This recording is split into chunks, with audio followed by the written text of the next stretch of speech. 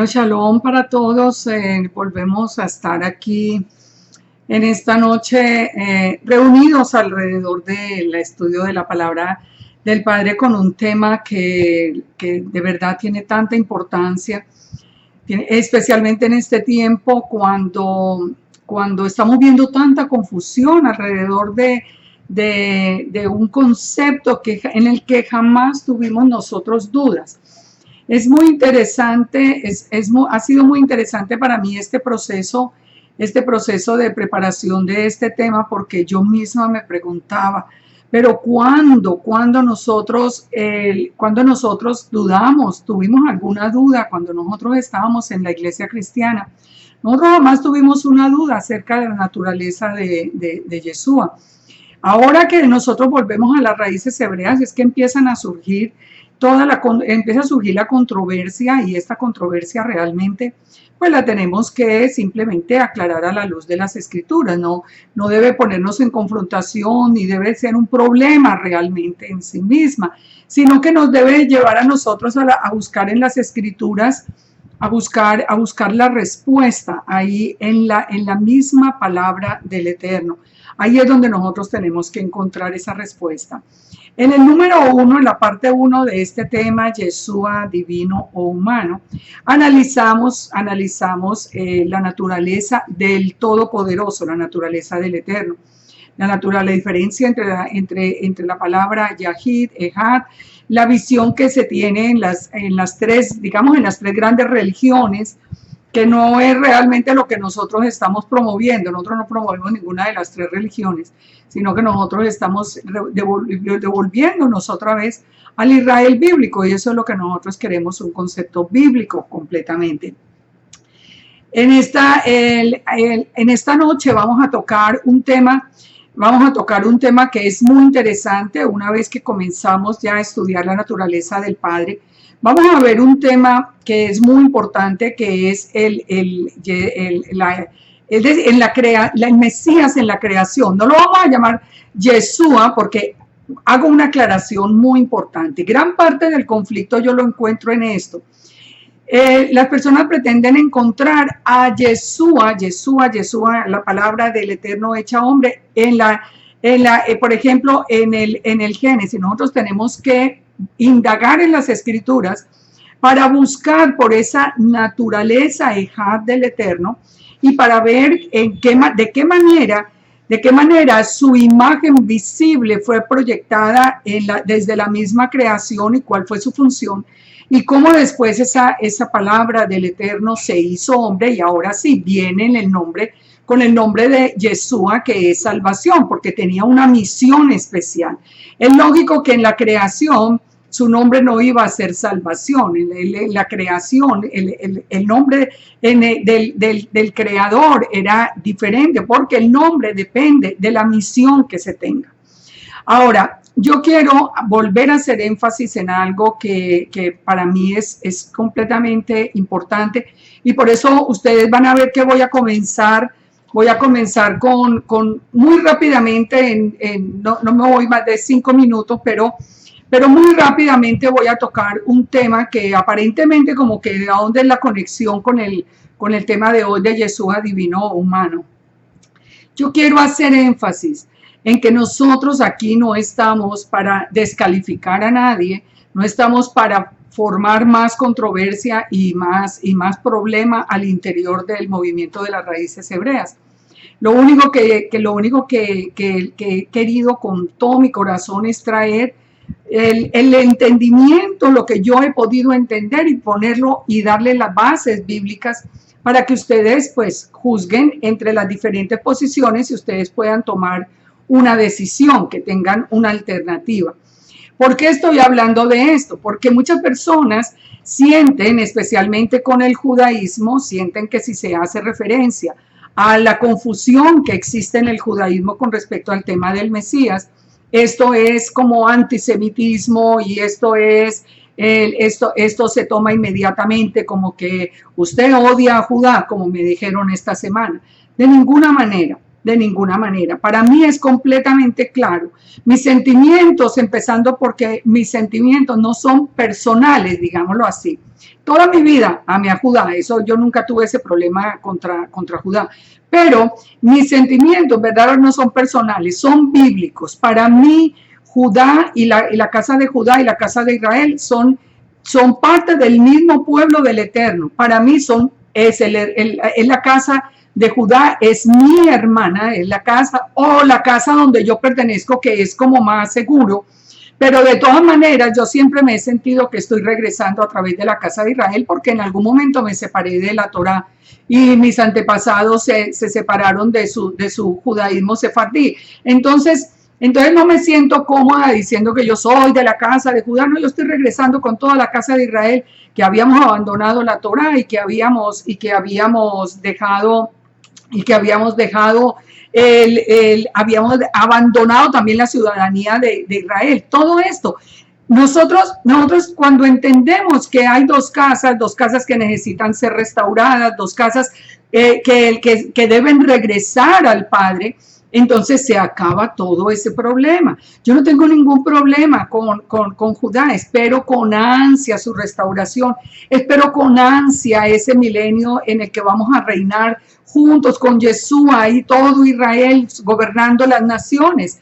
O sea, para mí es un pueblo al que si tuviera por algún motivo que salir a defender personalmente, créanme que saldría, porque ese es mi carácter.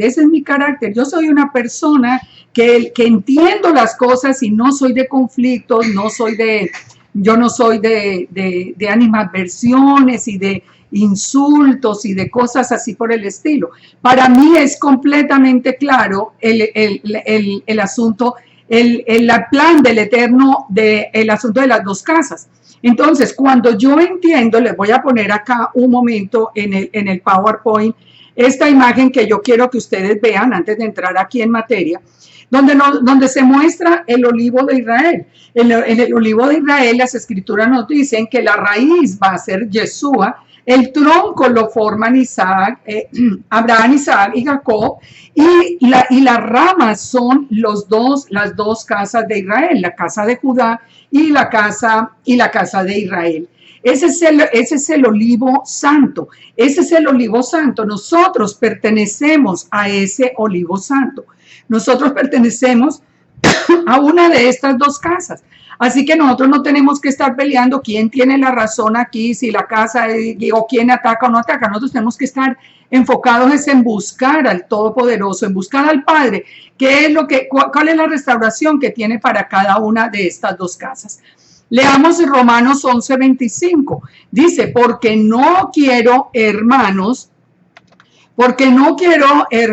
que ignoréis este misterio, para que no seáis arrogantes en cuanto a vosotros mismos, que ha acontecido a Israel endurecimiento en parte hasta que haya entrado la plenitud de los gentiles, y luego todo Israel será salvo. Como está escrito, vendrá de Sión el libertador, que apartará de Jacob la impiedad, y este será mi pacto con ellos cuando yo quite sus pecados. Está haciendo referencia a la profecía de Isaías 59, 20-21. Entonces, ¿qué es lo que nos está diciendo Pablo acá? Que las dos casas de Israel tenían ceguera en parte, como parte del plan del Eterno. Yo cómo me pudiera enojar contra Judá si yo sé que la ceguera que Judá ha tenido para el Mesías es el mismo Eterno el que la ha puesto en sus ojos. Yo cómo me puedo enojar con el cristianismo y con toda la casa de Israel que está dentro del cristianismo porque escuchó la voz de Yeshua, porque no conozca la Torá, si yo sé que eso es parte del plan del Eterno. Cuando nosotros conocemos el plan, se acaban los conflictos. Nosotros entendemos que se ha acontecido a Israel endurecimiento en parte.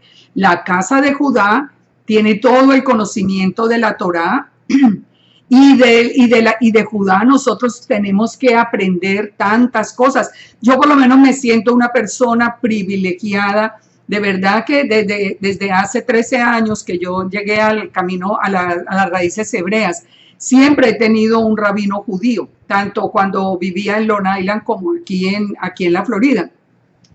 El rabino de la congregación siempre ha sido un hombre judío, estudioso de la Torá, de los que yo he aprendido, pero muchísimo. Yo me siento privilegiada, me siento feliz, yo pienso que ha sido una bendición del Eterno, porque a Judá le fue revelada la Torá, pero a la casa de Israel la ceguera era para la Torá, pero nos fue revelado el Mesías. Nosotros recibimos la revelación del Mesías de una manera que hasta hoy venimos a entender realmente cómo fue que nosotros aceptamos, sin aceptar a Israel dentro de la teología cristiana, cómo fue que nosotros aceptamos que Yeshua era el Mesías y a los gentiles nunca les habían prometido un Mesías. O sea, esto era una historia bien complicada a la luz de las enseñanzas cristianas.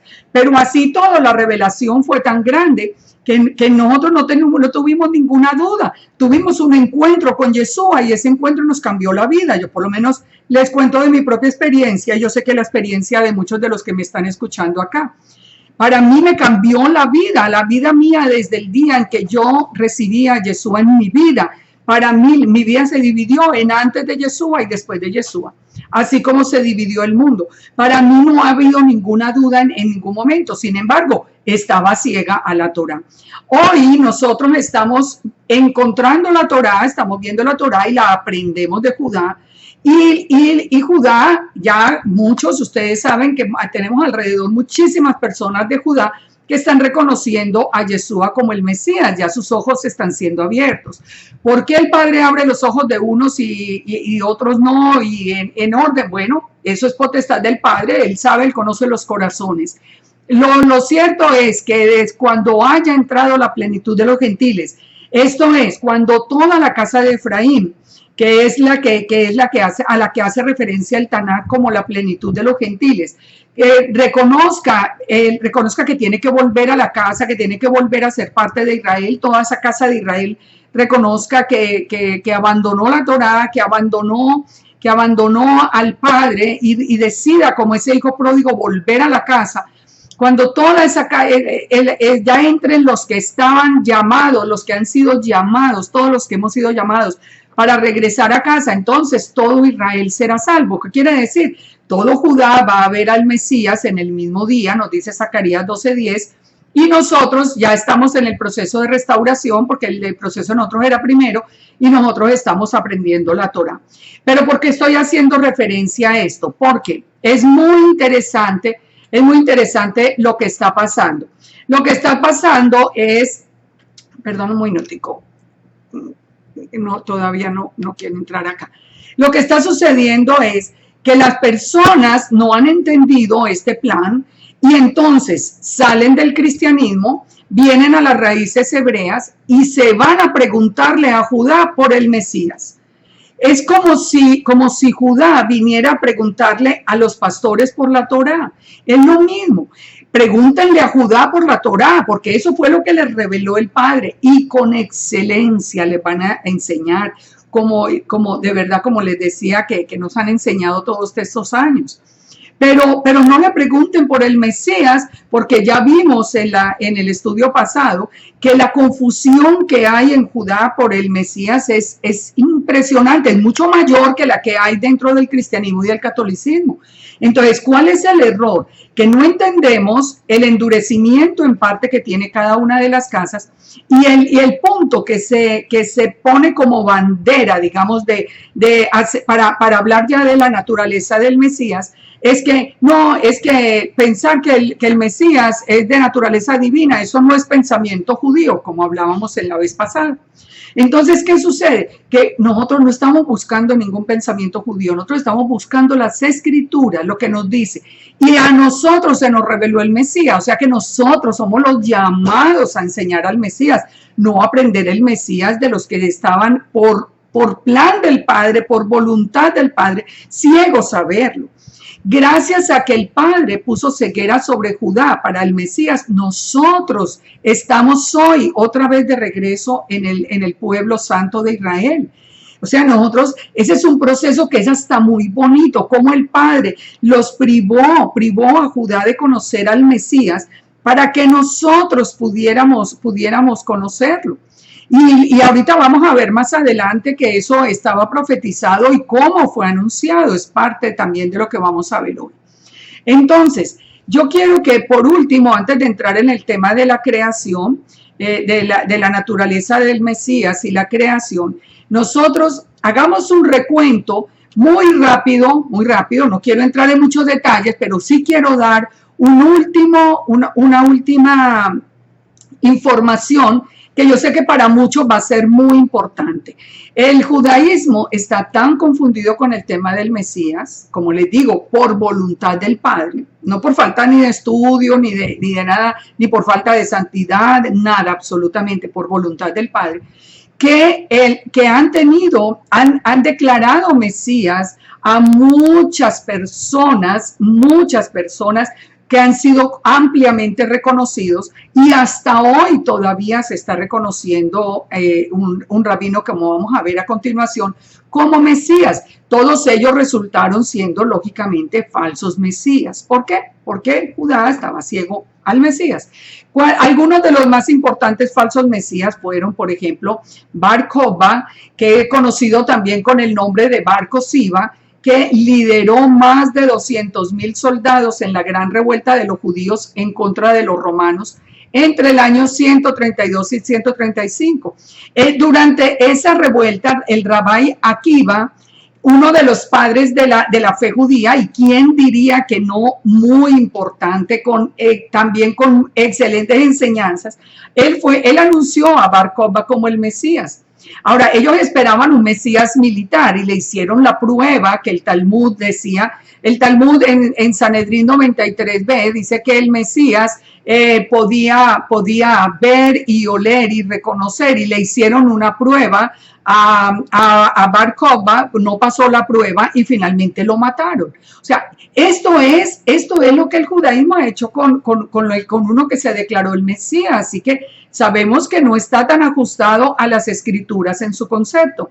Rambam, por ejemplo, el comentarista judío que vimos la vez pasada, que es el que establece como la base de lo que es el judaísmo actual, él dijo que no había que suponer que el rey mesiánico debiera operar milagros y maravillas y traer un nuevo fenómeno al mundo o resucitar muertos o algo. Él dice que eso no es cierto, que eso no lo tiene que hacer el Mesías. Ahora, pero de todas maneras, dice, podemos encontrar la prueba en el hecho de que el Rabbi Akiva, uno de los grandes sabios de la Mishnah, fue uno de los partidarios del rey Bar Kosiba y lo describió a él como el rey mesiánico. Él y todos los sabios de su generación consideraron que era el rey Mesías hasta que fue muerto a causa de sus pecados. Una vez asesinado se dieron cuenta que no era el Mesías, pero no le pidieron a él ninguna señal ni maravilla. Esto está escrito en la Mishneh Torah.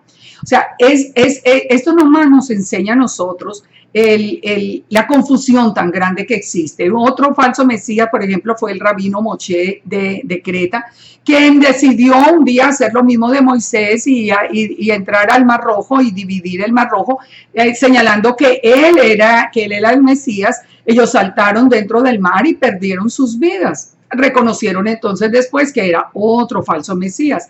El falso Mesías Sarni o Sarnos, quien vivió en el 720, que apareció en Siria y demandó el exilio de todos los musulmanes de la tierra de Israel. Él fue capturado y le dijo al liderazgo musulmán que él estaba tratando de engañar a su propia gente. O sea, cuando ya lo capturaron, él dijo que no, yo estoy tratando de engañar a los judíos, y claro, ya después fue declarado como un Mesías falso, pero había sido reconocido como Mesías.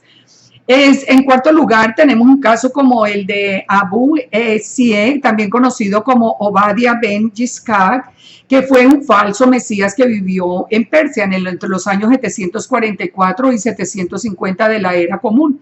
Fue un sastre que nunca aprendió a leer ni escribir, pero públicamente declaró que era el Mesías de Israel. Y después de su muerte, los seguidores siguieron creyendo que él era el Mesías como por 200 años. Entonces, El mismo Ramban en la Carta a los Judíos en Yemen hizo referencia a este hombre y dijo: es importante reconocer que en el principio del reino de Ismael hubo un hombre que parado junto al río declaró ser el Mesías y 10.000 lo siguieron. Bueno, ahí está también el falso profeta Eben Arié de Córdoba, identificado como falso Mesías solo en el año 1118.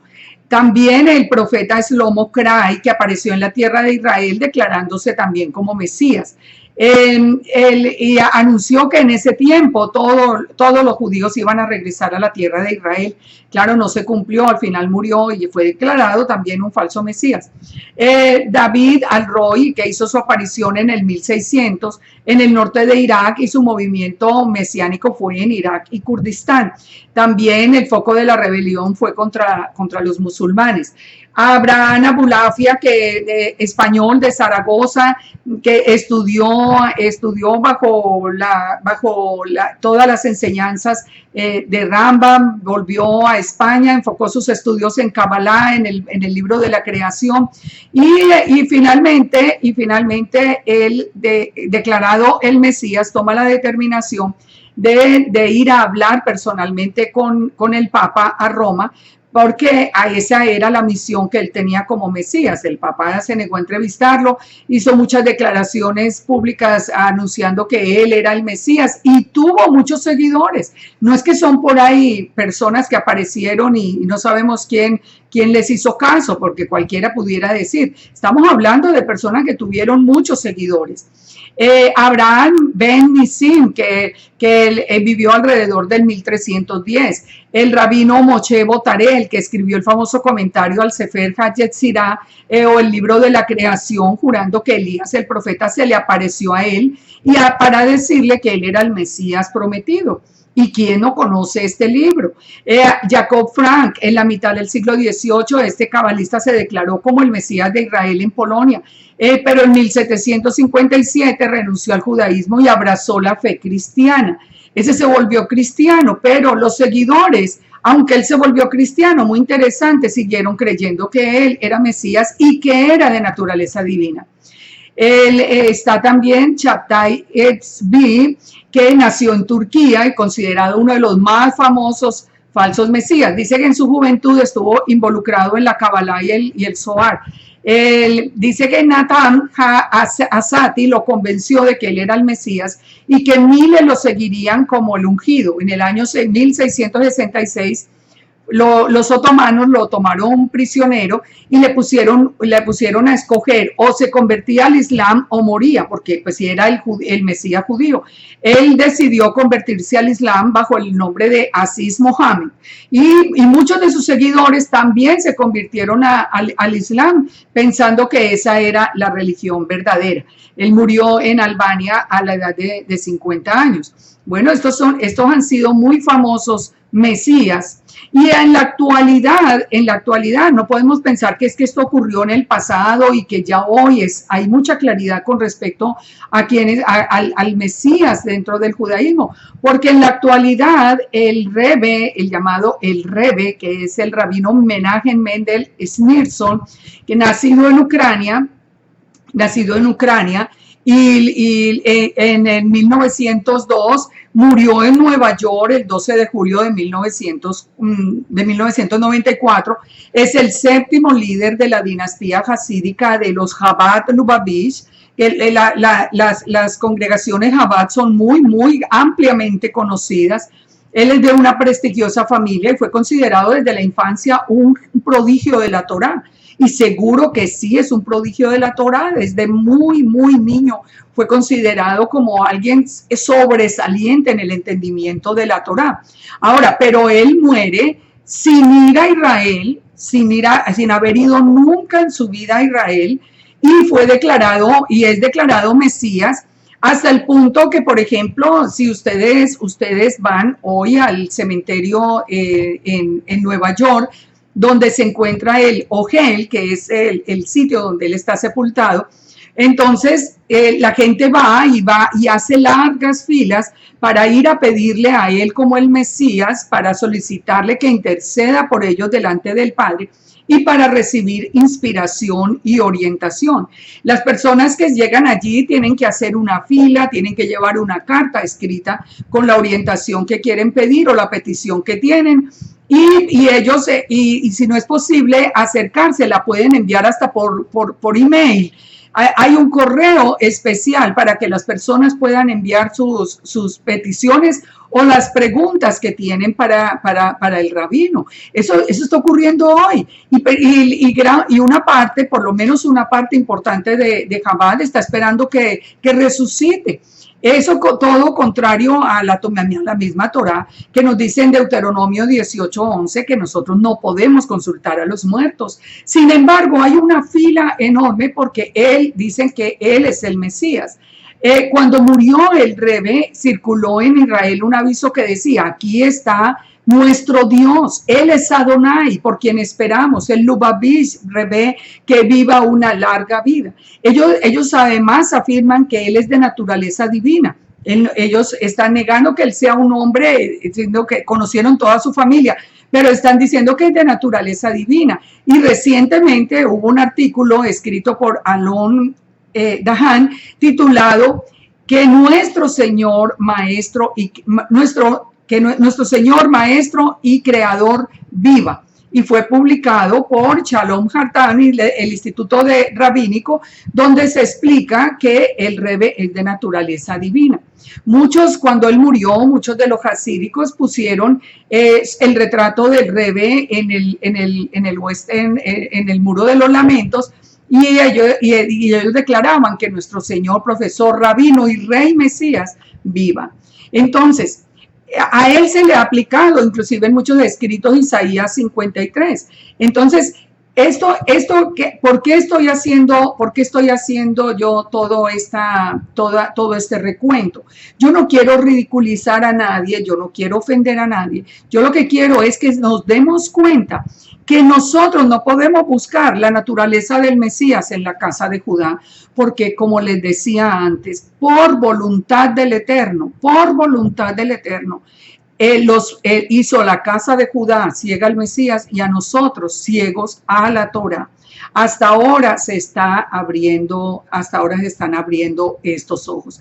Entonces el judaísmo presenta unas características del Mesías en general que nos hablan sobre todo de la segunda venida.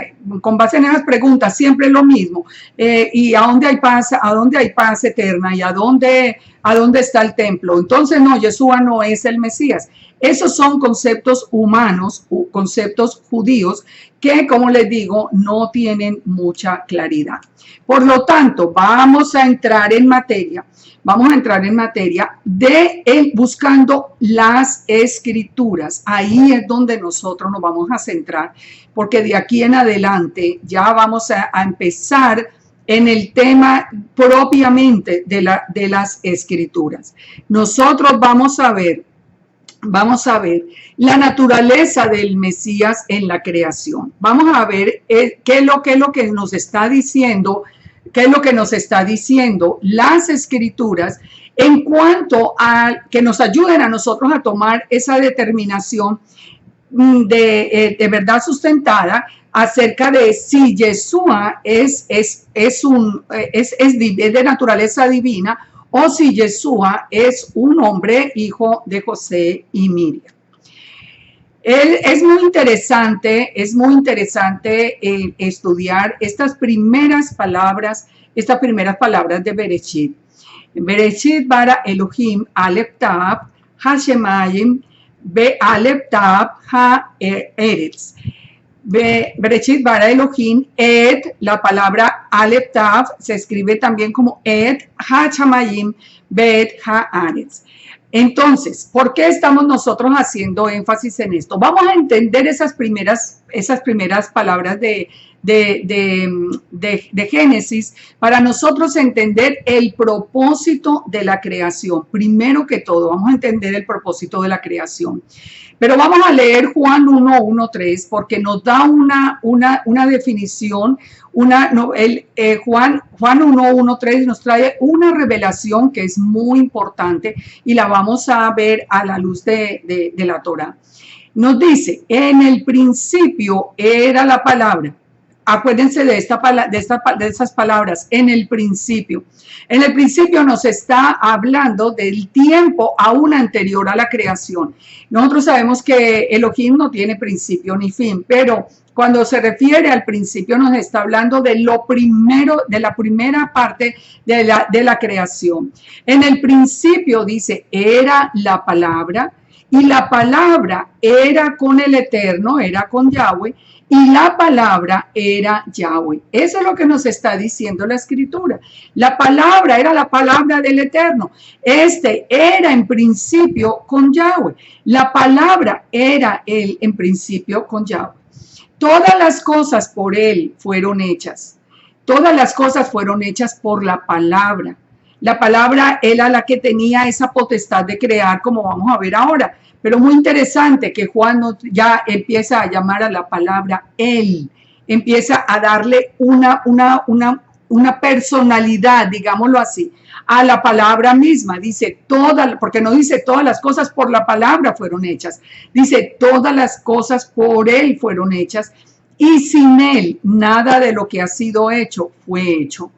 En él estaba la vida y la vida era la luz de los hombres. Aquí Juan 1:1 nos está hablando de la luz del primer día en la creación, que era la luz que alumbraba, la luz que no era la luz del sol, la luz de las estrellas y de la luna creadas en el día cuarto.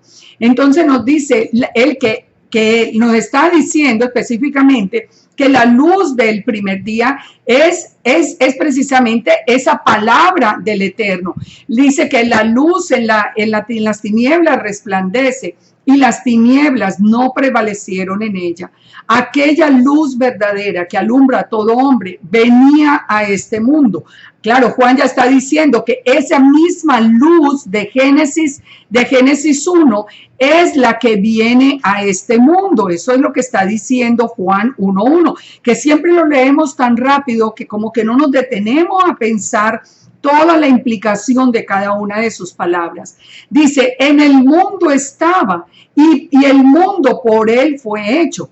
Él estaba en el mundo ¿desde cuándo? Desde el principio. Él estaba siempre en el mundo. Aunque se hizo hombre, lo que nos está diciendo Juan es que él estaba en el mundo y el mundo fue hecho por él. El mundo fue hecho por la palabra del Eterno. A lo suyo vino, dice, pero el mundo no le conoció. A lo suyo vino y los suyos no le recibieron, mas a los que le recibieron les dio la potestad de ser hechos hijos de Dios, los cuales no son engendrados de sangre, ni de voluntad de carne, ni de voluntad de varón, sino de Dios. ¿Qué es lo que quiere decir? Cuando alguien del mundo reconoce esa luz eterna del primer día de la creación, anterior a todo lo creado, el autor de toda la creación, cuando lo conoce, es hecho hijo de Dios, no porque tenga un apellido tal o cual, no porque haya nacido en no sé en dónde y venga su descendencia de no sé qué, no, el solo hecho de creer en esa luz verdadera, que es la luz del primer día, le da el derecho a ser llamado hijo del Todopoderoso, hijo de Dios. Dice, y aquella palabra, ¿cuál palabra? La palabra que estaba en Génesis, la palabra que estaba creando, dice, fue hecha carne. Esa palabra que creó los cielos y la tierra es hecha carne, adquiere la figura de un ser humano y habitó entre nosotros y vimos su gloria como del unigénito del Padre. Miren esto, ¿quién es el unigénito? Ahorita vamos a verlo, lleno de gracia y de verdad. O sea, mire, si uno quisiera sacar una conclusión de si Yeshua es divino o humano, basta con leer Juan 1, del 1 en estos primeros versículos, y sin ningún problema puede sacar la conclusión. ¿Por qué? Porque si Yeshua fue un hombre que nació de José y de Miriam y es un hombre común y corriente, entonces nosotros tenemos que pensar que no es el de Juan 1:1-3, porque ¿cómo puede un ser humano estar en el principio con el Todopoderoso, ser parte del Todopoderoso, como dice ahí, que esa palabra era Él, era una parte de Él? ¿Cómo pudiera un ser humano calificar dentro de estos conceptos? Es imposible. No más este versículo podríamos cerrar la discusión, pero como queremos entrar y dar una sustentación mucho más firme, vamos a seguir adelante. En uno de los videos en los que yo hablo de Yeshua en mi página, ustedes encuentran esta enseñanza que yo la aprendí de Eddie Chumney, que con la autorización de él de hace tiempo, que esto ya hace años que yo obtuve la autorización de él para enseñarla. La voy a repetir rapidito porque ustedes la pueden ver en detalle en el otro estudio, pero la puse acá porque nos da nos define algo de una manera muy linda, y es el propósito de la creación. ¿Cuál es el propósito de la creación? Él hace el estudio a través de las letras de Bereshit. La primera letra es la letra Bet, que significa casa. Esa letra Bet está alargada en los textos originales. Esto es algo que nos indica que hay algo especial precisamente en esa casa que está siendo creada. Nos dice que las dos primeras letras, ustedes lo pueden ver ahí en el PowerPoint, las letras Bet y Resh juntas forman la palabra hijo, que es la palabra Bar. O sea, si tomamos las dos primeras letras, leemos la palabra Bar, que es hijo. Si tomamos las dos primeras letras y las dos últimas letras, las que están resaltadas en amarillo, se va a formar la palabra Brit, que es la palabra pacto. Todo esto dentro de la misma palabra Bereshit. Si separamos la letra Bet, la primera, y leemos el resto, entonces vamos a encontrar la palabra Reishit, que corresponde en el principio o lo primero. Una sola letra Bet en hebreo puede ser además de en, por o para. O sea, dentro de la gramática hebrea, la letra Bet sola puede significar en, por o para. Entonces, Rashi, por ejemplo, famoso rabino judío de 1040 al 1105, en el Génesis Midrash Rabbah, del 1 al 4, él habla de que la palabra Bereshit quiere decir en el interés o por el bien o que la creación fue para el principio.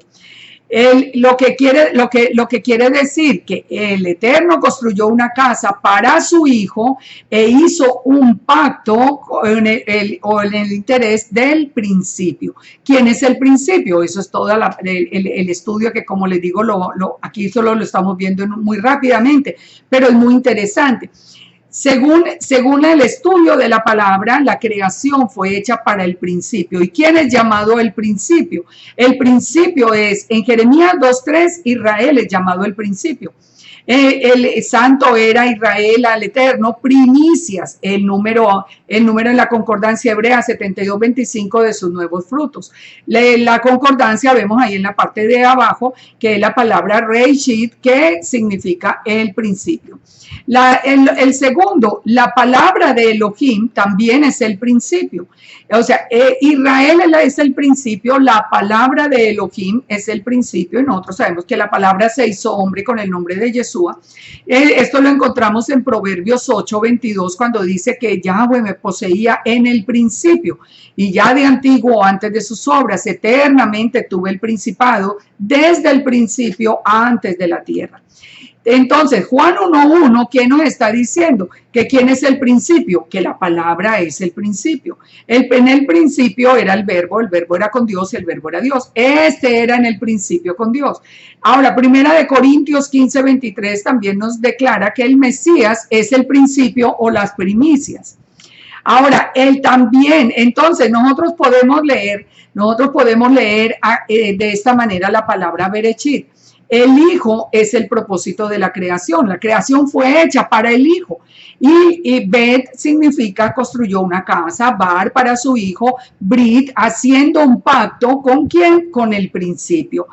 Si el principio es la palabra, si el principio es Israel y el principio es la Torá, porque la Torá es la palabra misma del Eterno y Yeshua es la palabra, es la Torá viviente, entonces nosotros tenemos que llegar a una conclusión. La conclusión que llegamos es que Yeshua, Israel y la Torá son el principio.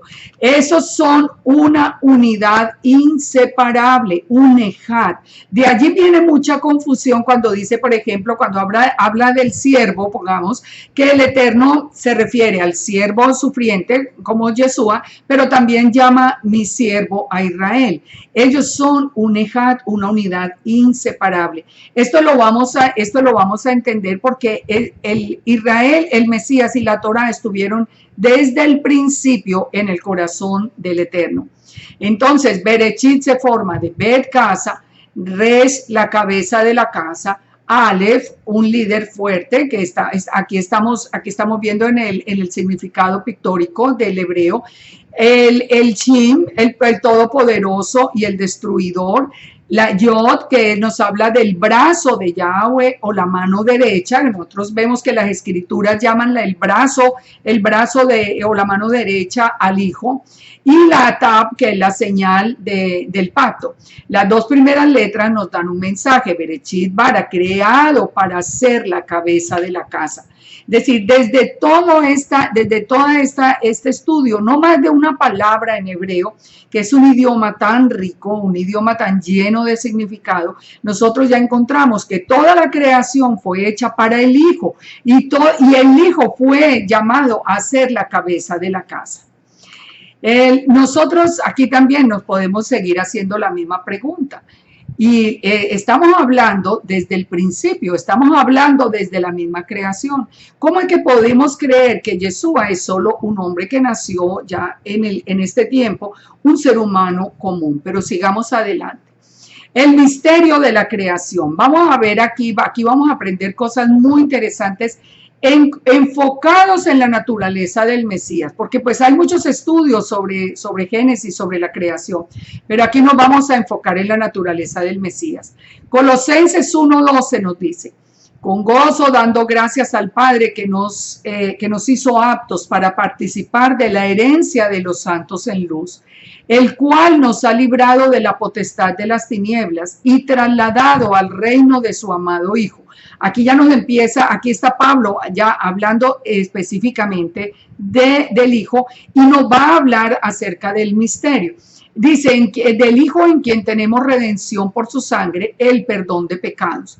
Pero ¿qué nos dice en el versículo 15? Nos dice, el Hijo es la imagen del Dios invisible, el primogénito de toda creación.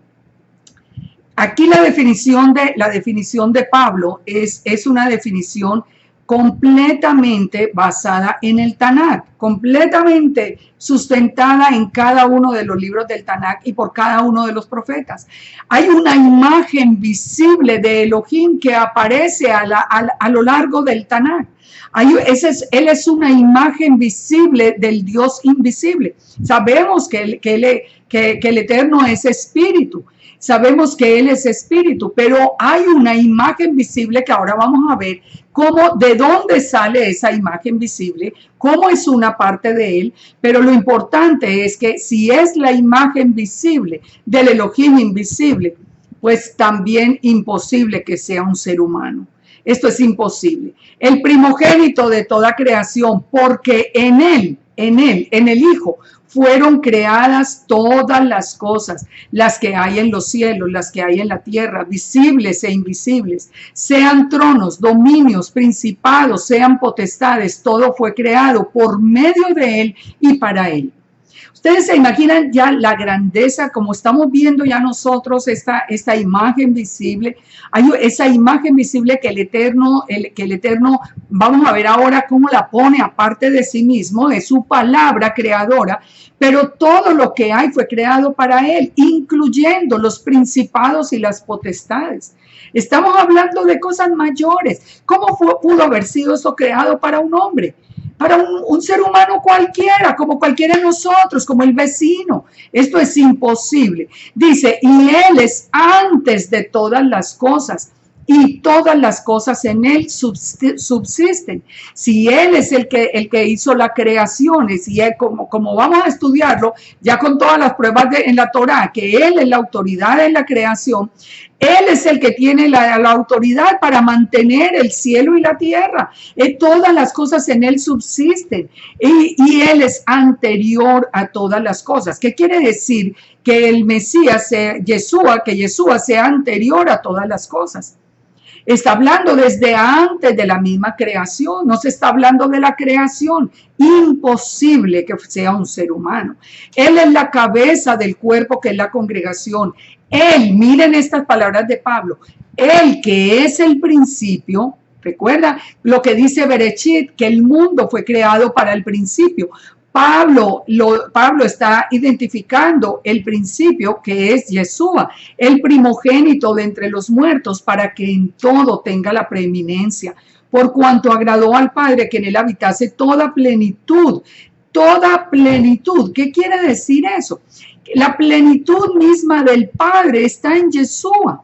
Eso el mismo Padre le permitió que en él habitase toda plenitud. Ustedes pueden pensar en un ser humano que tenga estos atributos. Dice, por medio de él reconciliar consigo todas las cosas, las que están en la tierra como las que están en los cielos, haciendo la paz mediante la sangre de su cruz. Este es un texto profundo, maravilloso, lleno de contenidos, pero impresionantes. Ahora, vamos entonces, teniendo ya este criterio de Pablo, de identificarlo como el principio, como anterior a la creación misma, vamos a ver el principio y el fin. Vamos a ver el Aleph Tav de la creación. ¿Quién es el Aleph Tav? Aquí vamos a continuar probando que en las escrituras la naturaleza del Mesías está descrita desde el mismo principio. Desde Génesis hasta Apocalipsis encontramos dos letras que tienen un significado muy especial, que son el Aleph y Tav. En las versiones normales se identifica como el alfa y la omega, como el principio y el fin. Pero pues ahora ya sabemos, nosotros estamos hablando del Aleph Tav, que son la primera y la última letra hebrea, que significarían el principio y el fin. En la forma pictográfica de interpretar las letras hebreas, la letra Aleph significa cabeza o jefe, mientras que la letra Tav significa pacto, señal o sello. Por lo tanto, Aleph Tav quiere decir cabeza o jefe del pacto o señal del sello. Pongan atención. El que es identificado como Aleph Tav significa casa, jefe del pacto o señal o sello. Es el jefe, la cabeza, es el pacto que se ha hecho entre Elohim y el hombre. Ahora, ¿pero quién es el Aleph Tav? Si nosotros vemos en hebreo las primeras palabras de Bereshit, encontramos que nos dice Bereshit bara Elohim Aleph Tav. Eso lo encontramos desde las mismas palabras, desde el principio. Encontramos cuando nos dice en el principio Elohim Aleph Tav creó los cielos y la tierra. Esto es lo que está diciendo eso es lo que está diciendo ese primer versículo en hebreo. Algo que es muy interesante, que nosotros pudiéramos entrar a ponerlo en la misma perspectiva. Si nosotros estamos pensando, si nosotros, digamos, nosotros tenemos, pensando en las mismas palabras de Yeshua, que también él dijo que el Aleph Tav, como el Eterno también se presenta como el Aleph Tav, y ahorita vamos a entender esto. Pero si Yeshua también dijo que él era el Aleph Tav, el principio y el fin, es muy interesante que en el hebreo aparezca el Aleph Tav como la cuarta letra. ¿Por qué es interesante? Porque en el principio dice Aleph Tav creó los cielos y la tierra. Aleph Tav es la cuarta palabra, la cuarta palabra. Y Yeshua vino en el cuarto milenio, el sol y la luna fueron creados en el cuarto día. Yeshua es reconocido más adelante por los profetas como el sol de justicia.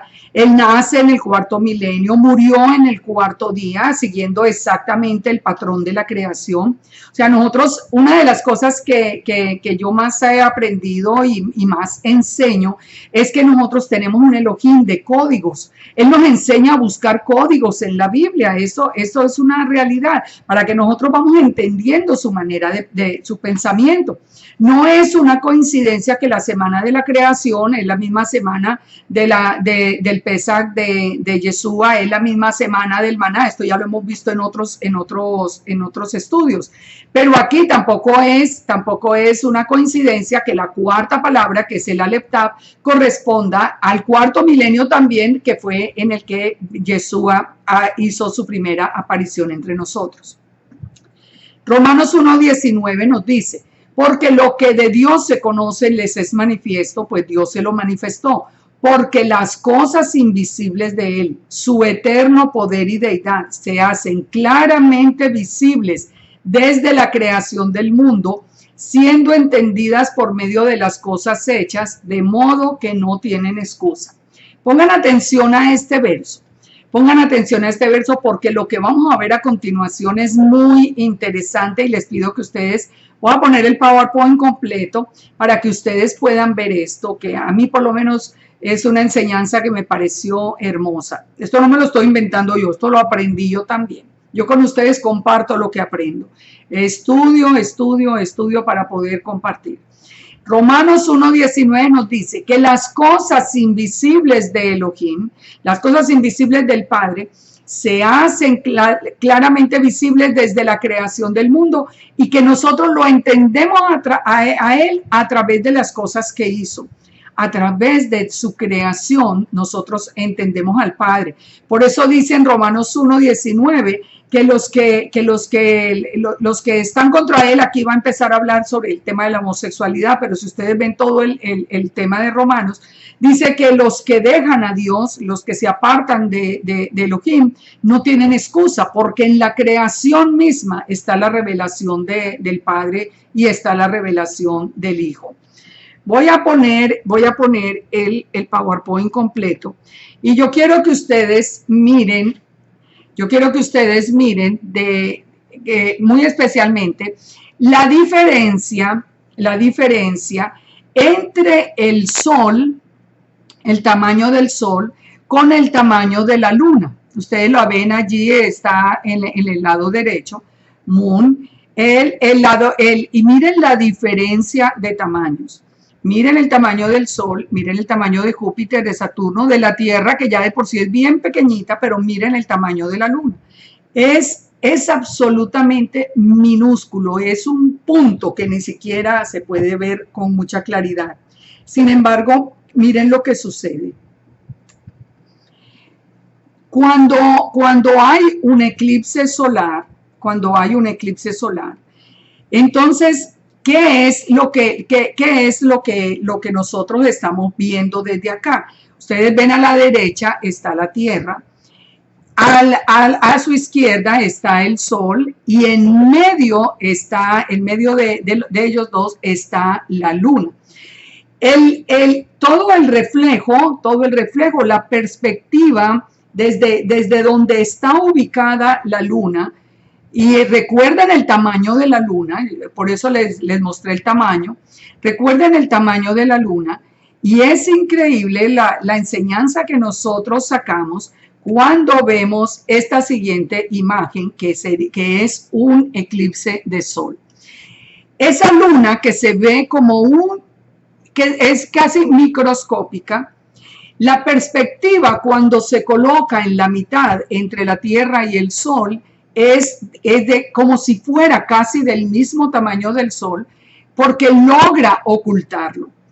Nosotros, claro, por física sabemos de lo que estamos hablando, pero ¿qué es lo que nos está enseñando este hecho? Si nosotros lo miráramos, si nosotros, voy a retroceder un poco acá, y si nosotros miráramos el sol como la figura del Padre, todopoderoso, lleno de gloria, lleno de majestad, y nosotros miráramos como Yeshua, así fuera como un puntico, como algo, un puntico que perteneciera acá al Padre.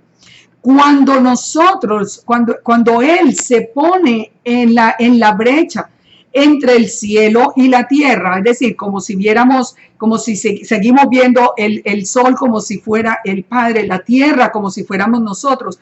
Cuando Yeshua aparece, Yeshua es como si Yeshua mismo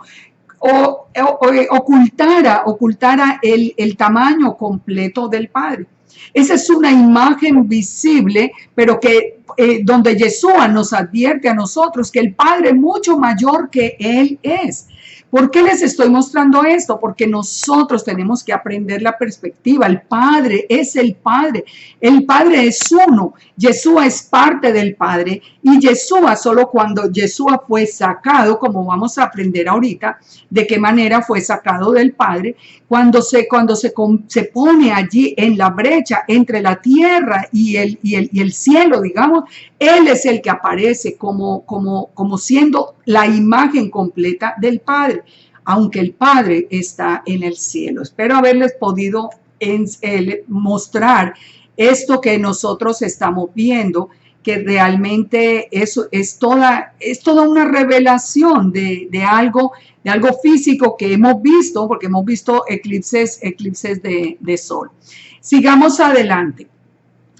Aleph Tav es una conexión. Cuando aparece la conjunción Aleph Tav, esa conjunción Aleph Tav no se lee, pero aparece más de 600 veces en el Tanakh.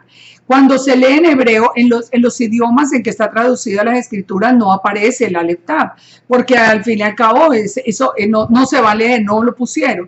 Pero si se lee en hebreo, sí aparece, y aparece más de 600 veces, y siempre aparece en versos mesiánicos. ¿Dónde aparece el Aleph Tav? En Deuteronomio 18, por ejemplo, son 600 veces, así que estos son ejemplos. Deuteronomio 18, cuando habla del profeta como Moisés. En Isaías 53:6, cuando dice que el Eterno cargó en Aleph Tav el pecado. Que ya esto solamente este versículo también nos está diciendo algo muy importante, porque si Aleph Tav está en la creación y en Aleph Tav cargó el pecado, pues ya sabemos de quién está hablando. Zacarías 11:12, cuando dice, está hablando de las 30 piezas de plata. Zacarías 12:10, cuando dice, miraron a mí, Aleph Tav. Dice el Eterno, cuando dice, miraron a mí al que traspasaron, cuando todo Judá vaya a conocer al Mesías, que esto será en el futuro. Entonces dice, miraron a mí, el Aleph Tav. En Juan 19:36-37, que nos dice, porque estas cosas sucedieron, para que se cumpliese la escritura, no será quebrado hueso suyo, en el Salmo 34:20, y la escritura que dice, mirarán al que traspasaron. En esas escrituras aparecen el Aleph Tav, que son relacionados directamente con el Mesías. En Apocalipsis encontramos a Yeshua afirmando ser el Aleph Tav como el Padre. Miren leamos Apocalipsis y ustedes van a ver lo interesante. Yo la copié, esta cita la copié de la versión BIM, que es una versión nueva. No puse la Reina Valera. Como siempre me gusta ponerla, ustedes saben por qué, porque a mí me gusta que la gente que toda la vida ha aprendido en esas escrituras se dé cuenta que no hay ninguna diferencia. Pero aquí lo voy a leer desde la versión BIM, para que no se diga que es que la versión la versión anteriores, las versiones anteriores están cambiadas. Esta es una versión nueva y es una versión muy buena. Apocalipsis 5:1 dice, de parte de Yehoshua el Mashiach, el testigo fiel, el primogénito de entre los muertos y el soberano de los reyes de la tierra, al que nos ama ese es Apocalipsis 1:5, no sé por qué se cambió ahí.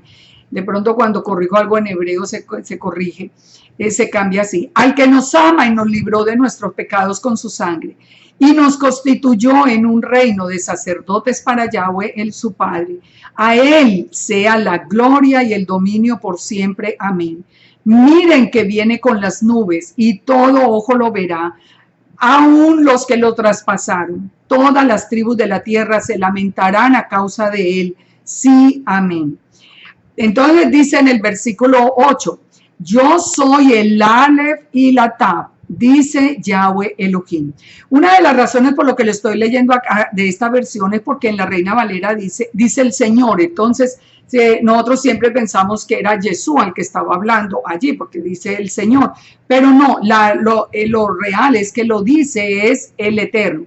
El Eterno es el que está diciendo en el versículo 1:8, lo busqué en, bueno, yo no sé cuántas versiones, en todo en inglés, en español, en la concordancia griega, bueno, lo busqué por todos los lados y en realidad dice, yo soy el Aleph y el Tab, dice Yahweh Elohim, el que es, el que era y el que será el Shaddai. Este es el Padre el que está hablando, diciendo que es el Aleph Tab. Sigamos.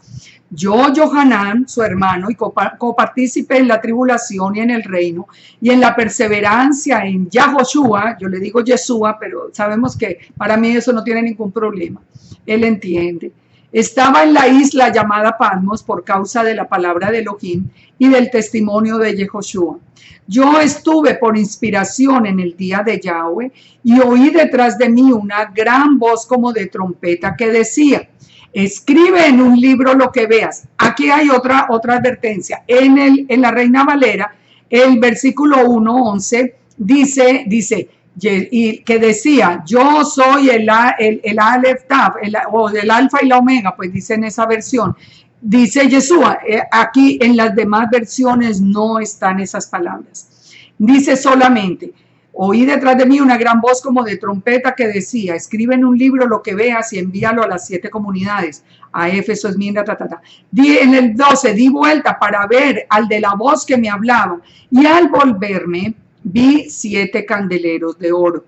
En medio de los candeleros, pongan atención, vi a uno semejante al Hijo del Hombre.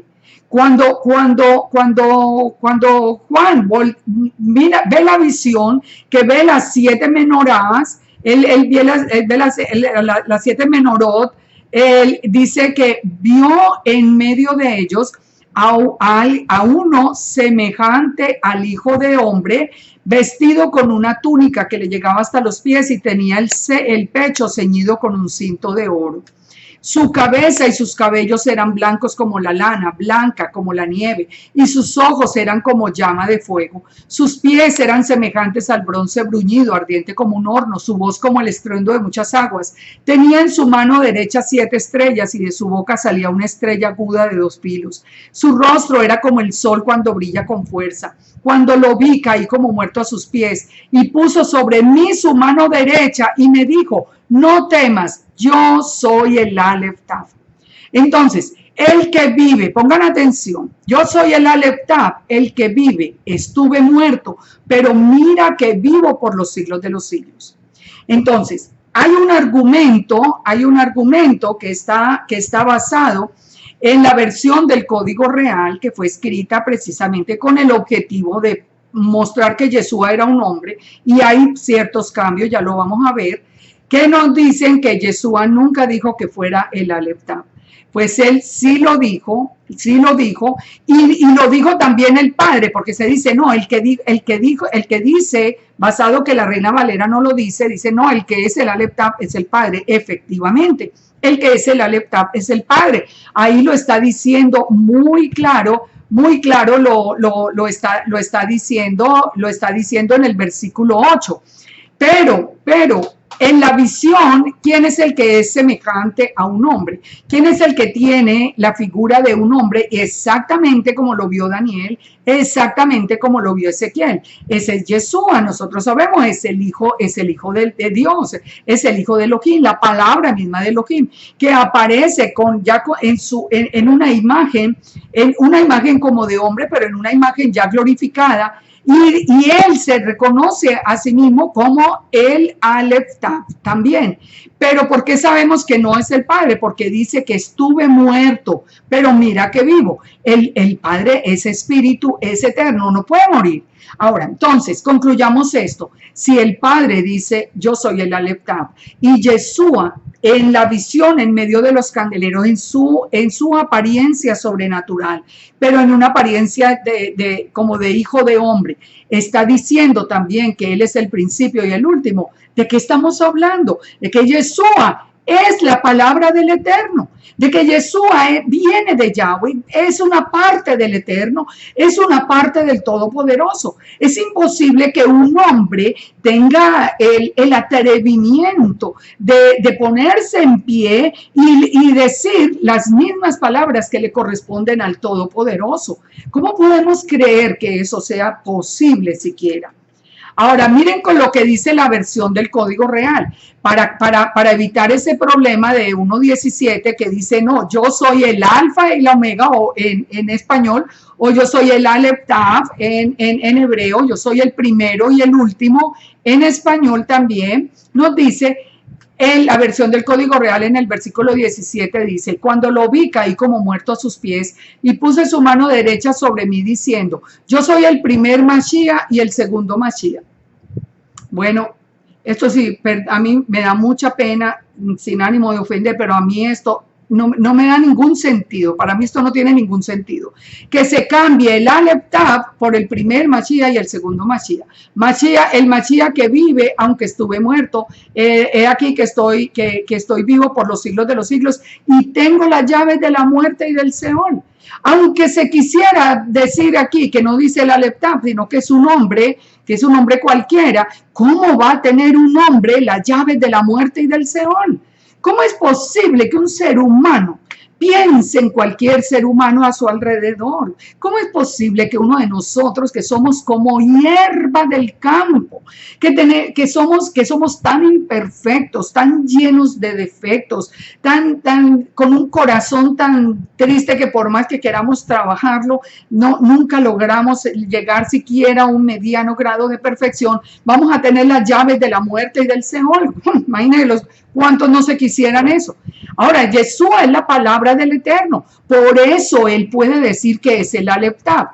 ¿Cuál es la palabra? ¿En qué idioma nos habló el Eterno y en qué idioma creó el mundo? En hebreo. La primera palabra es el Aleph, la última es el Tav. Yeshua es la palabra, Yeshua es el Aleph Tav. Cuando Yeshua dice yo soy el Aleph Tav, él no está yendo contra el Eterno, él está diciendo la verdad. Yo soy la palabra del Todopoderoso, yo soy el principio y el fin de la palabra del Eterno.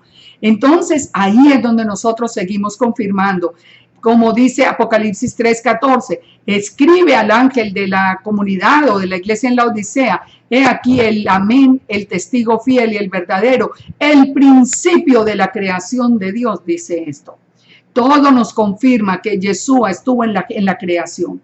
En Hebreos también nos dice lo mismo. En estos postreros días nos ha hablado por el Hijo, a quien constituyó heredero de todo y por quien hizo el universo. El universo fue creado para el Hijo. El universo fue creado para la palabra, el cual siendo, dice, el Hijo, dice, siendo el resplandor de su gloria y la imagen misma de su sustancia. Pero ¿cómo puede? Yo no puedo entender. A mí, francamente, les digo que me queda imposible entender. Solamente puedo pensar que las personas que hoy creen que él es un hombre cualquiera, jamás tuvieron la revelación de Yeshua. Jamás han visto la majestad, la gloria, jamás han visto la importancia de cómo el universo se iba a hacer para un ser humano, un ser humano cualquiera aquí en la mitad de la historia del hombre. Dice, ¿cómo puede un ser humano decir que Él es el resplandor de la gloria del todo, del santo, del 3 veces santo? Como la imagen misma de su sustancia, quien sustenta las cosas con la palabra de su poder. Ustedes se imaginan alguien que tuviera ese poder para crear en su boca. El hombre no puede crear, el hombre no puede crear, el hombre no puede crear nada. Nada se crea, nada se destruye, todo se transforma. El único que crea es el Todopoderoso. Y aquí nos dice que el Hijo es el que crea las cosas con la palabra de su poder, habiendo efectuado la purificación de nuestros pecados por medio de sí mismo, y se sentó a la diestra de la majestad en las alturas. Ningún ser humano puede estar en la presencia del Eterno sin morir. Así que tampoco puede ser un ser humano si está sentado a la derecha del Padre, por cuanto heredó un hombre más excelente. Hebreos también nos está confirmando lo mismo. Ahora, miren esto tan interesante, La naturaleza de Elohim en la creación. Vamos a ver esto. Génesis 1:26 entonces dijo Elohim, hagamos al hombre a nuestra imagen, conforme a nuestra semejanza. Y señoré en los peces del mar, en las aves del cielo, en las bestias, en toda la tierra y todo animal que se arrastra sobre la tierra. Hagamos al hombre, está hablando en plural, ya vimos en el número 1, en el estudio número 1 de esta serie, las diferentes opiniones que hay acerca de hagamos al hombre, que vienen de la pluralidad del Eterno. Ahora, pero vamos a entender esto, miren esto tan interesante, ¿cómo fue hecho el hombre? Recuerda que Romanos 1:23 nos decía que nosotros podemos entender la naturaleza del Padre a través de las cosas creadas. ¿Recuerdan ese versículo? Bueno, vamos a Génesis 1:27 y vamos a ver cómo creó Elohim al hombre. Dice, creó Dios al hombre a su imagen. A imagen de Dios lo creó. Varón y hembra lo creó. Cuando el Padre creó el hombre, cuando creó el hombre, Él creó un solo ser, que eran varón y hembra lo creó. Elohim no creó al hombre como los demás seres por la palabra. Fíjense que Él crea todas las cosas por el poder de su palabra. Aquí Dios nos dice en Génesis 2:7, entonces Yahweh Elohim formó al hombre del polvo de la tierra, lo formó, sopló en su nariz el aliento de vida y fue el hombre un ser viviente. No dice el hombre y la mujer, fíjense y verá, dice fue el hombre, aunque nos acaba de decir que anteriormente en el versículo, en el capítulo 1:27, que lo formó varón y hembra. Pero cuando nos habla en Génesis 2:7 nos dice que formó el hombre. Y Yahweh Elohim plantó un huerto en el Edén. Fíjense todas las cosas que pasan antes de que Eva sea separada de Adán. Yahweh Elohim plantó un huerto en el Edén al oriente, puso al hombre que había formado. Ese hombre-mujer está allí en el Edén. Yahweh Elohim hizo nacer de la tierra todo árbol delicioso a la vista, bueno para comer, el árbol de la vida en medio del huerto, el árbol de la ciencia del bien y del mal. Tomó pues Yahweh Elohim al hombre y lo puso en el huerto del Edén para que lo labrara y lo guardase. Y mandó Yahweh Elohim al hombre diciendo, de todo árbol del huerto podrás comer, mas del árbol de la ciencia del bien y del mal no comerás, porque el día que de él comieres ciertamente morirás. Bueno, todas estas instrucciones se las dio estando ese solo hombre-mujer allí parado. Y dijo Yahweh Elohim, no es bueno que el hombre esté solo, le haré una ayuda idónea para él. Y puso a Adán nombre a toda bestia y ave de los cielos y a todo ganado del campo, mas para Adán no se halló ayuda idónea para él.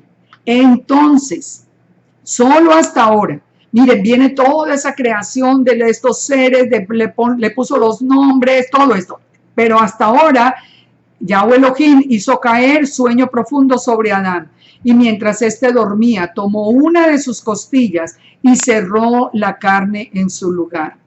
Y de la costilla que Yahweh Elohim tomó del hombre, hizo una mujer y la trajo al hombre. Y dijo entonces Adán, esto es ahora hueso de mis huesos y carne de mi carne, y será llamada varona porque del varón fue tomado. Fíjense esto, es muy importante. Solo hizo el hombre, después no le encuentra una ayuda idónea, entonces necesita una solución, entonces lo abre, toma una de sus costillas, cierra la carne y de allí hizo a la mujer.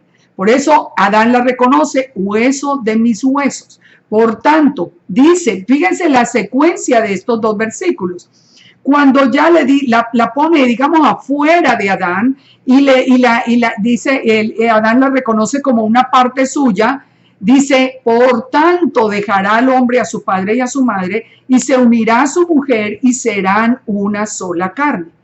¿Por qué está hablando de dejar al padre y a la madre si Adán y Eva ellos no tuvieron suegros? Si no había papás de Adán ni los papás de Eva y entonces venga, déjelos. No, aquí estamos hablando del principio de la creación. ¿Por qué une con esos dos? Porque ese es el principio que él nos quiere enseñar. Él dijo que iba a hacer al hombre a su imagen y semejanza. Su imagen y semejanza, ¿cuál es? El hombre también lo hizo como un ejad, con una naturaleza compuesta.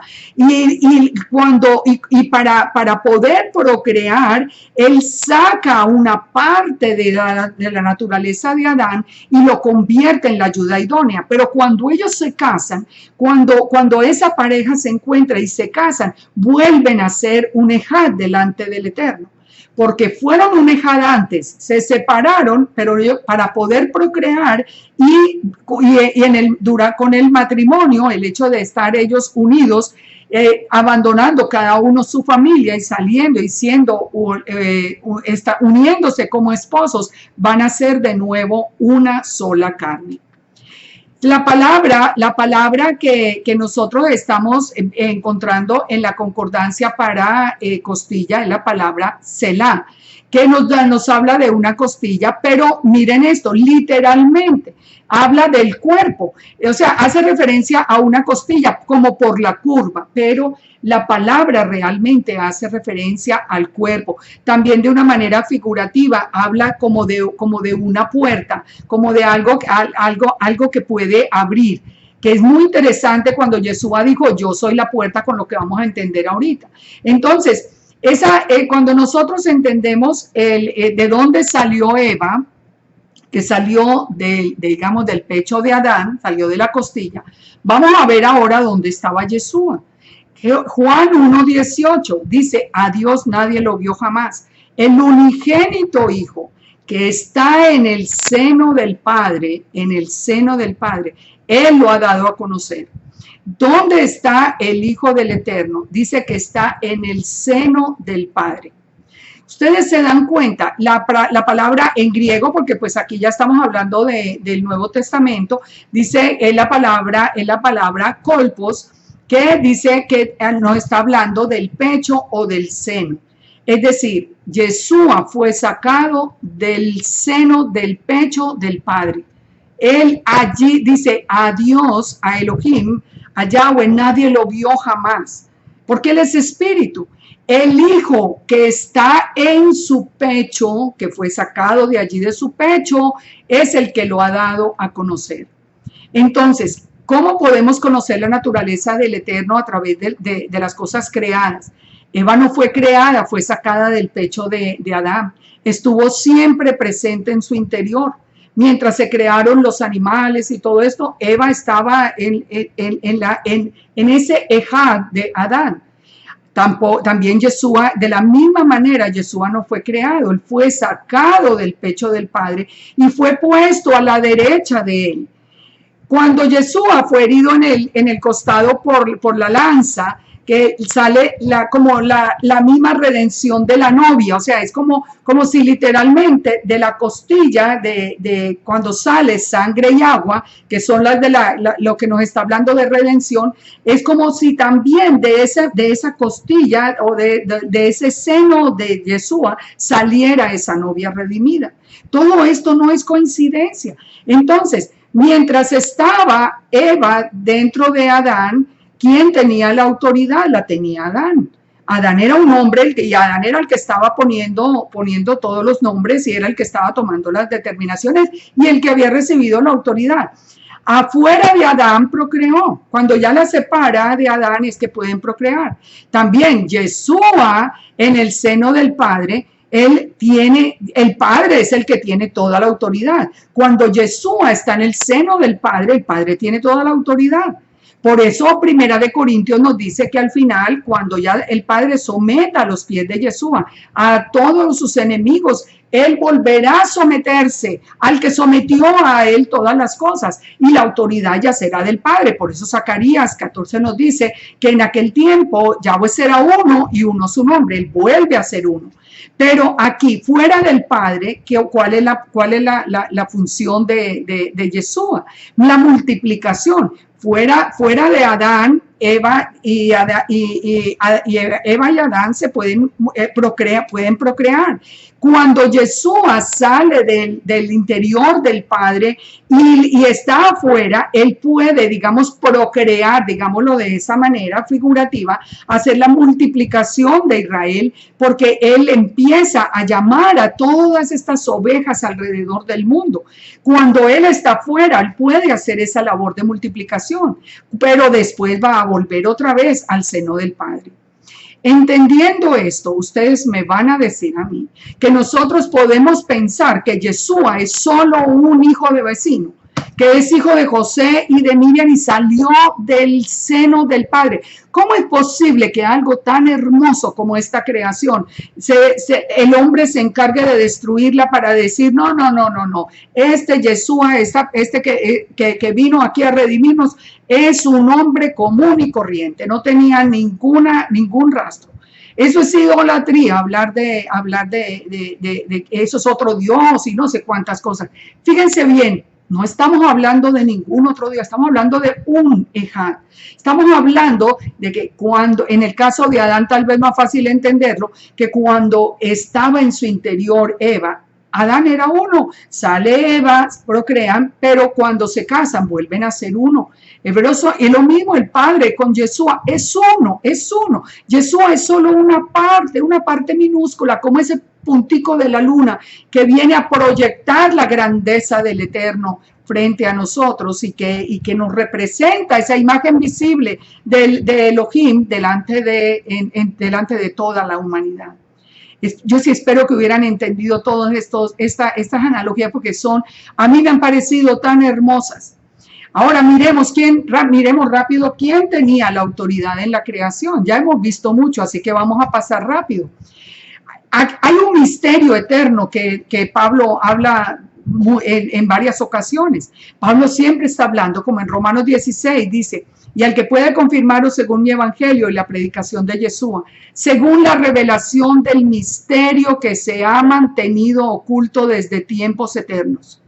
Hay un misterio que se ha mantenido oculto y que a Pablo le fue revelado, y es lo que Pablo quiere salir a decirnos. Pero nosotros por leer mal las escrituras nunca habíamos entendido cuál era ese misterio eterno. Dice, pero que se ha manifestado ahora ese misterio, y que por las escrituras de los profetas, según el mandamiento del Dios eterno, se ha dado a conocer a todas las gentes para que obedezcan a la fe al único y sabio Elohim, sea gloria mediante Yeshua por siempre. Amén. Efesios 3:1 también nos habla de ese misterio. Por esta causa yo, Pablo, prisionero de Yeshua el Mesías, por vosotros los gentiles, si es que habéis oído de la administración de la gracia de Dios que me fue dada para con vosotros, que por revelación me fue declarado el misterio, como antes lo he escrito brevemente. Pablo estaba feliz con haber recibido la revelación del misterio, como nosotros estamos felices hoy de haber recibido el llamado a volver a la casa del Padre. Leyendo lo cual podéis entender cuál sea mi conocimiento en el misterio de Yeshua. Él ya empieza a aclarar una parte. Él nos dice, Yeshua es un misterio. Fíjense, si Yeshua fuera un hombre común y corriente, ¿cuál era el misterio? ¿Cuál era el misterio? Que él vino y de pronto pues aquí nos redimió, pero ¿cuál era el misterio oculto desde los siglos. Y sigue diciendo, el misterio de Yeshua es un misterio que en otras generaciones no se dio a conocer a los hijos de los hombres, como ahora es revelado a sus santos, apóstoles y profetas por el Espíritu. Aquí nos va a decir la primera parte del misterio, que los gentiles son coherederos y miembros del mismo cuerpo y copartícipes de la promesa de Yeshua el Mesías por medio del Evangelio, del cual yo fui hecho ministro en el don de la gracia de Dios que me ha sido dado según la operación de su poder. Aquí ya nos está diciendo que la primera parte del misterio es que los gentiles son coherederos. ¿Y cuál era ese misterio?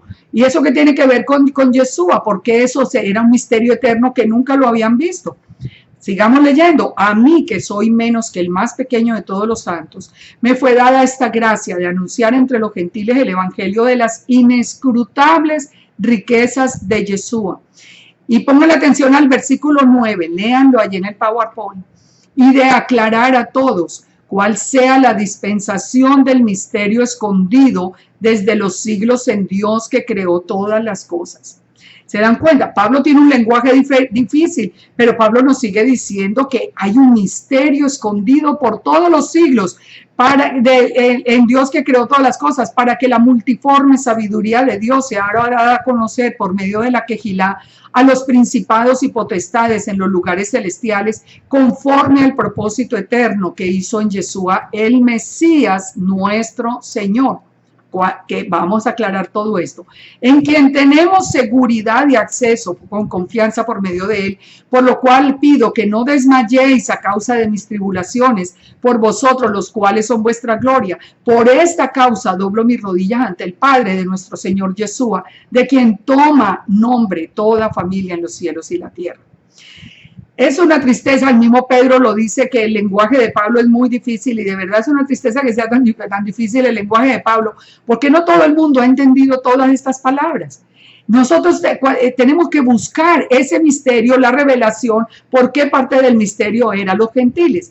Sigamos leyendo y vamos a comprenderlo. Para que os dé conforme a las riquezas de su gloria, conforme a las riquezas de la gloria de Yeshua, al ser fortalecidos con poder en el hombre interior por su espíritu, para que habite Yeshua por la fe en vuestros corazones, a fin de que, arraigados y cimentados en amor, seáis plenamente capaces de comprender con todos los santos cuál sea la anchura, la longitud, la profundidad y la altura, de conocer el amor de Yeshua, que miren, excede a todo conocimiento, para que seáis llenos de toda la plenitud de Dios.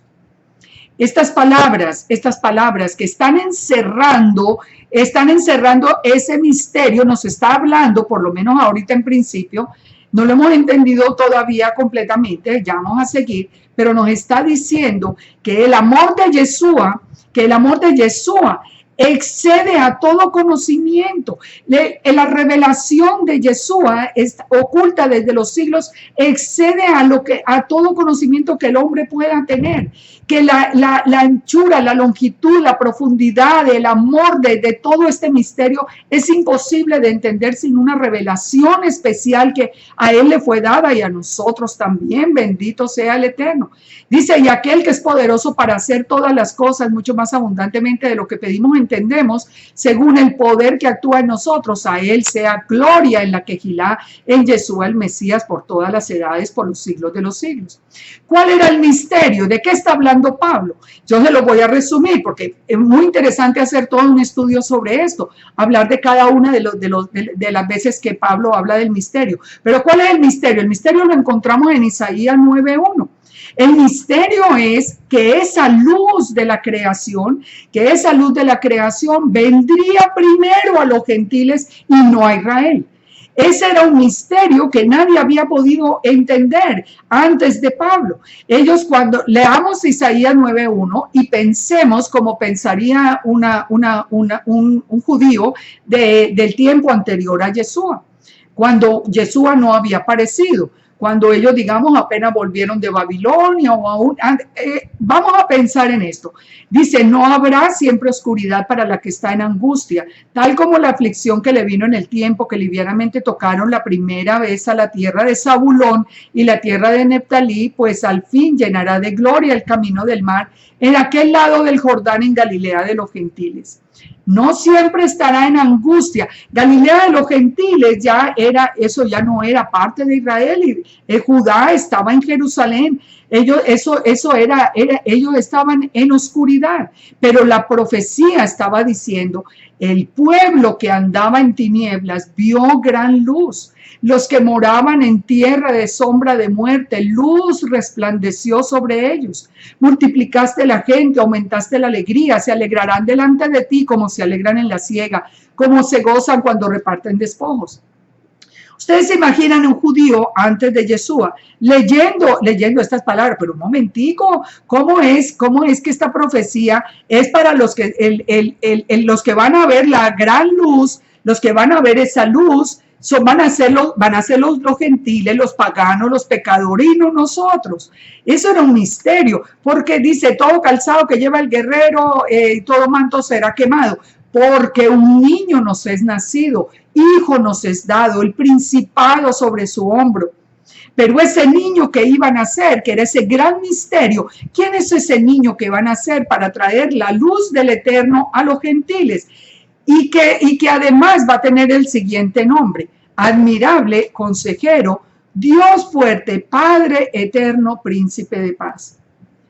Ese era un misterio. ¿Cómo es posible que un niño va a tener los nombres del Eterno, va a nacer es para hacer primero luz a los gentiles y no al pueblo que estaba en pie como Israel, que era la casa de Judá? Ahora nos dice que ese niño va a tener lo dilatado de su imperio, y la paz no tendrá límite, sobre el trono de David y sobre su reino, disponiéndolo y confirmándolo en juicio y en justicia desde ahora y para siempre. El celo del Eterno de los ejércitos hará esto. Cuando Pablo entonces nos está hablando de hay un misterio en la creación, y ese misterio se va a revelar primero a los gentiles, la alegría de Pablo era entender cómo fue que primero se nos reveló a nosotros, lo que hablé al principio. Por eso yo decía: ha habido ceguera en parte. A nosotros se nos reveló el Mesías, la luz de la creación se nos reveló a nosotros que estábamos en oscuridad por no tener la Torá. Pero a los que tenían la Torá les puso el Padre una venda para que no la pudieran ver, pero hasta el tiempo en que está determinado que ellos lo vean, pero para que nosotros pudiéramos ser redimidos y salvos. Es un plan hermoso, pero Pablo lo había entendido. Nosotros tuvimos esa revelación, fue para nosotros que vino primero. Y así se cumplió literalmente, porque la palabra de Dios es así, es literal. Ahora miremos, ese es entonces el misterio que a los gentiles eran coherederos, era lo que nadie entendía. Ahora sí lo entiendo. Si la luz del primer día viene primero a los gentiles y llama a toda esa casa de Israel, los de Zabulón, los de Galilea, los de Neftalí, está nombrando las 10 tribus de Israel, entonces está llamando otra vez primero a la casa de Israel para restaurar después a Judá. Ahora, ¿quién es el Elohim de la creación? Elohim es un título. Recuerden que Elohim no es un nombre, es un título. Entonces, el número 1. ¿Quién era el número 1 en la creación? Nosotros sabemos que el Elohim de Israel es Yud Het Vav He. Él es el número 1. Sin duda alguna, y es 1, punto. Pero, ¿quién fue el que ocupó el número 1, o quién fue el Elohim de la creación? Ya leímos en Juan 1:1, donde nos dice que era la palabra. La palabra fue era la que hacía. Por la palabra fueron hechas todas las cosas, toda la creación fue hecha para él. La creación se hizo, recuerden, a partir de la nada. Así que las cosas fueron llamadas a existir. Ahora, ¿quién es el que puede llamar las cosas que no son como si fuesen? El Eterno, solamente el Todopoderoso. Pero si Yeshua, en la palabra del Eterno, él llamaba las cosas que no existían como si fuesen. Por eso él dice, Yeshua mismo dice: mi Padre mayor que yo es, y yo hablo las cosas que mi Padre me dice que hable. Yo no hablo por mi propia cuenta. Él es la palabra misma de Elohim. Ya vimos también en Colosenses 1, cuando nos dice que Él es la imagen visible, el primogénito de la creación, y en Él fueron creadas todas las cosas. Colosenses 1 nos dice que la palabra del Eterno fue el Elohim de la creación. Él era el que estaba de número uno allí, el que estaba creando las cosas por orden del Padre. La palabra era el creador. El Mesías tuvo en la creación la máxima autoridad. Si la palabra del Eterno tuvo la máxima autoridad en la creación, Él, solamente Él, era el único que podía venir a redimirnos, a remediar el problema del ser humano. Fíjense y verán que si Él tuvo toda esa autoridad del Padre en la creación para hacer los cielos y la tierra, Él era el que podía venir ahora en la forma de un hombre, a redimirnos, porque tenía toda la autoridad. Entonces, el proceso, ¿cómo se hizo? Muy fácil. Nosotros lo vemos a través de la Escritura. Viene el pecado, entonces hay necesidad de restaurar tanto la tierra como al hombre. Primero se restaura la tierra, primero se sana la tierra. ¿Cuándo se sanó la tierra? La tierra se sanó en el tiempo de Noé.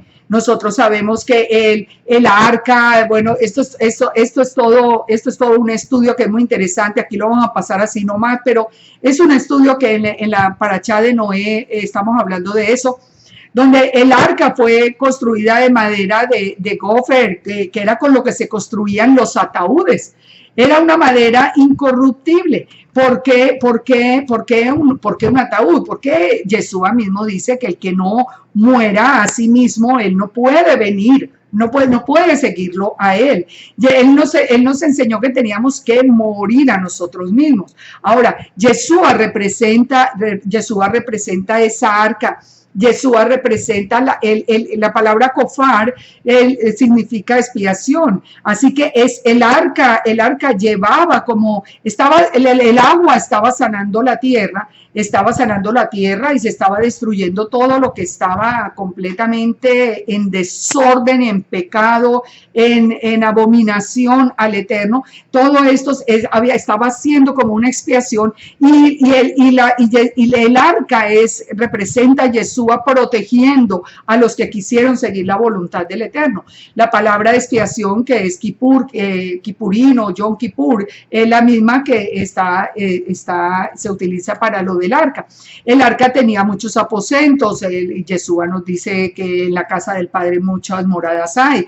En el arca tenía solamente una ventana que miraba, una ventana que miraba hacia arriba. Entonces, ¿por qué estaba dirigida al cielo? Entonces, cuando nosotros venimos a Yeshua, nosotros solamente tenemos el acceso para mirar al Padre. Él es el camino, la verdad y la vida y nos trae al Padre. O sea, es todo un paralelo con la obra misma de Yeshua, pero lo que se hizo para sanar la tierra.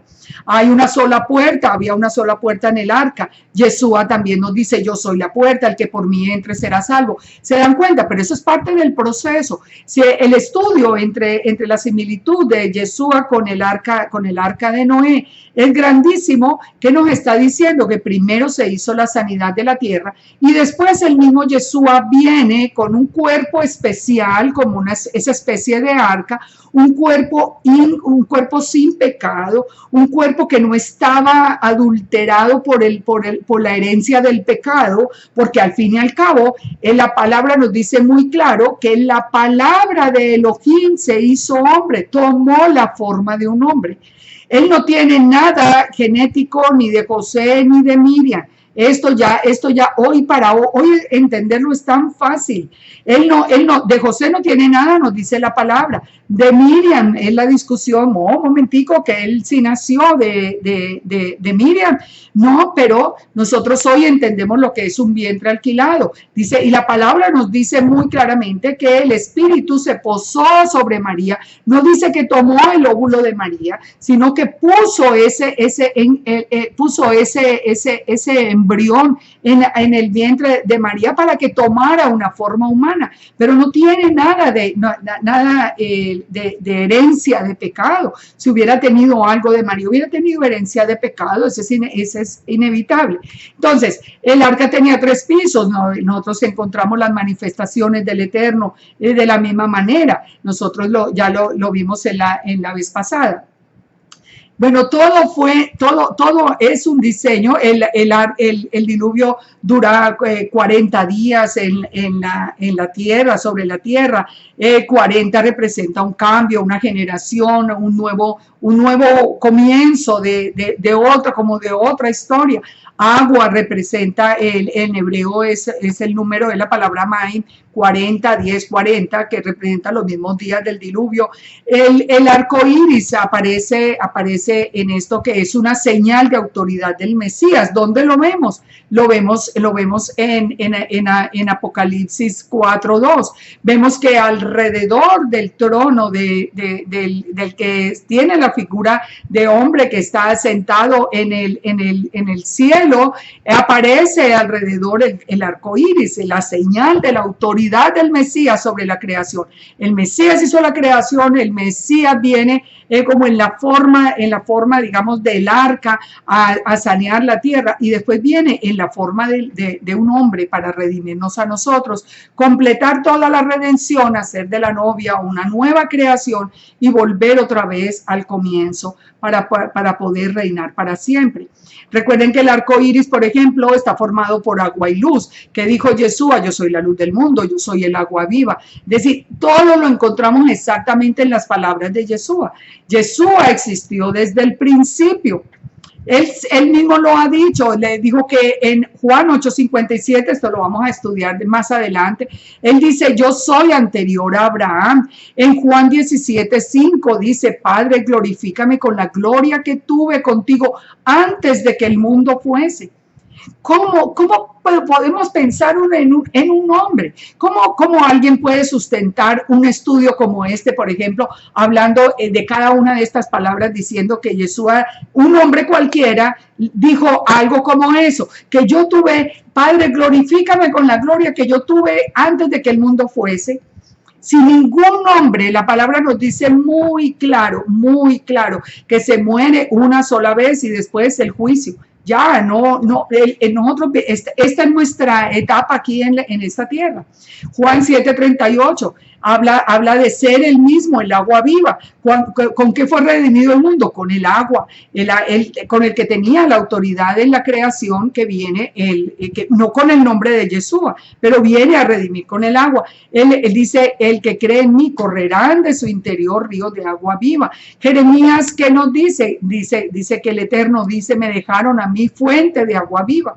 Bueno, si el Eterno es la fuente de agua viva y Yeshua también es fuente de agua viva, tienen que ser uno. No puede ser un ser humano de nuevo diciendo, como en Aleph Tav, que él es también como el Eterno. Eso sería más que idolatría, eso sería una blasfemia, que algún ser humano dijera unas palabras como estas. Ahora, solo terminamos leyendo Proverbios 8, 22, 36. Vamos a terminarlo leyendo, y lo dejé de último por lo siguiente. Con esto ya, terminamos esta segunda parte.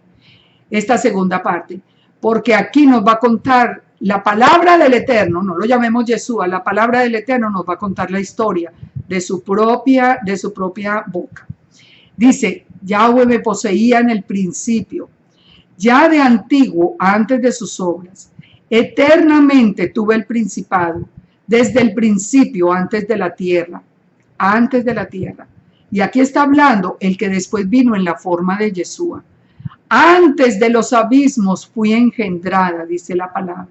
Antes que fuesen las fuentes de muchas aguas, antes que los montes fuesen formados, antes de los collados ya había sido yo engendrada.